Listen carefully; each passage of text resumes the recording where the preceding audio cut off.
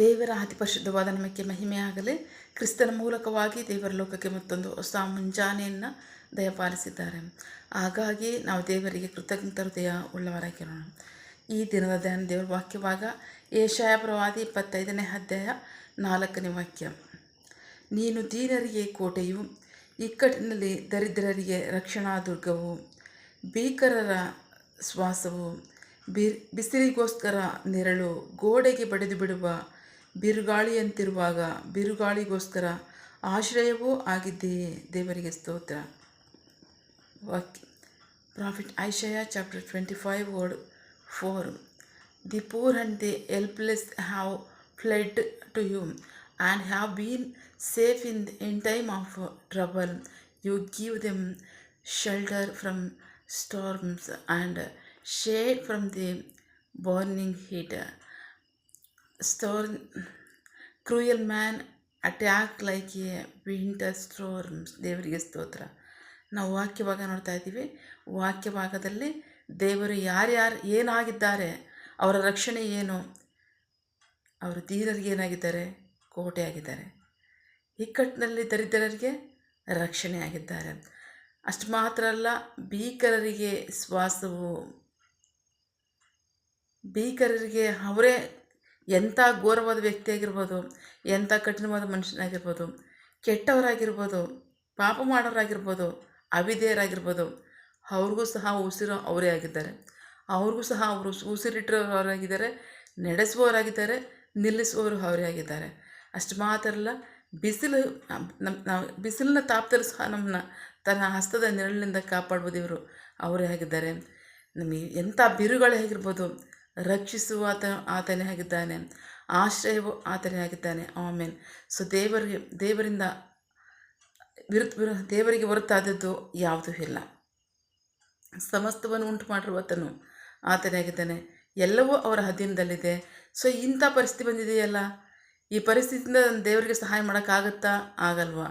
ಈ ಪರಿಸ್ಥಿತಿನ, ಅದು ಪಾಪವಾಗಿರ್ಬೋದು, ಈ ಪರಿಸ್ಥಿತಿಯಿಂದ ನನ್ನ ದೇವರು ಬಿಡಿಸೋಕ್ಕಾಗತ್ತಾ? ಆಗಲ್ವಾ? ಈ ಸನ್ನಿವೇಶಗಳು ನನ್ನ ಬಾಧೆಪಡಿಸ್ತಿದೆ, ಈ ಸನ್ನಿವೇಶಗಳು ನನ್ನ ದೇವರು ನೋಡ್ತಾರ? ನಾನು ಪ್ರಾರ್ಥನೆ ಮಾಡಕ್ಕೆ ಹೋಗಿದಾಗ ಅವ್ರು ನನ್ನ ಈ ಪರಿಸ್ಥಿತಿ ಬಿಡಿಸ್ತಾರ?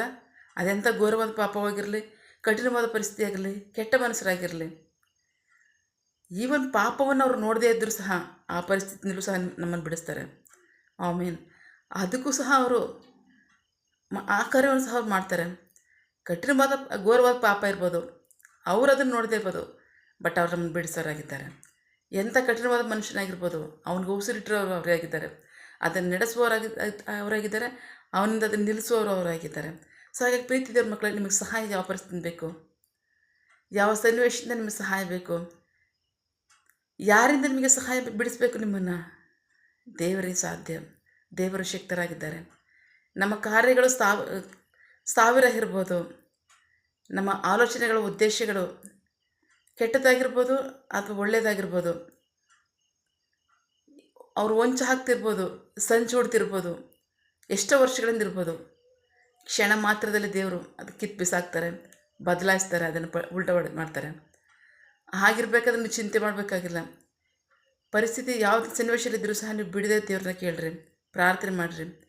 ಅದೇನು ಪ್ರಕೃತಿ ವಿಕೋಪವೋ ಅಥವಾ ಕೆಟ್ಟ ಮನಸ್ಸರ ಸಾಹಸವೋ, ಪಾಪವು ನಿಮ್ಮನ್ನು ಬಾಧೆಪಡಿಸ್ತಿದೆಯಾ? ಚಿಂತೆ ಮಾಡಬೇಡ್ರಿ. ಎಲ್ಲ ಸನ್ನಿವೇಶಗಳಲ್ಲೂ ದೇವರನ್ನು ಕೇಳಿ. ದೇವರಿಂದ ಮಾತ್ರವೇ ಅದನ್ನು ಬದಲಾಯಿಸಲಿಕ್ಕೆ ಸಾಧ್ಯ, ದೇವರಿಂದ ಮಾತ್ರವೇ ಸಹಾಯ ಬರಲಿಕ್ಕೆ ಸಾಧ್ಯ, ದೇವರಿಂದ ಮಾತ್ರ ನಿಮಗೆ ರಕ್ಷಣೆ ಬರಲಿಕ್ಕೆ ಸಾಧ್ಯ. ನಿಮಗೆ ಆಶೀರ್ವಾದ ಬೇಕಾ? ದೇವರನ್ನ ಕೇಳಿ.